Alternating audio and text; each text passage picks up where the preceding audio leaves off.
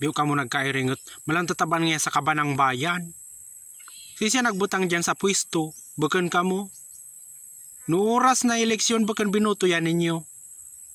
Siya ang patal. Saka mabawi ipato ninyo sa mga tinabansa itong mga deputa yato. Hindi man. Mag-cheers kita. Mag-cheers kita. Ibinutang tayo dyan sa pwesto. Mag-cheers kitang tabanan. Di ba para reklamo? Yadi si Diskaya, Himalaya na mapakulong, mayaman. Mas maray pa supubring magtabaning batag, pwede pa makulong. Pero ading mga mayayaman, himala. Magsala, magdalagan pa yan senador. Kinaibubuto ta na naman.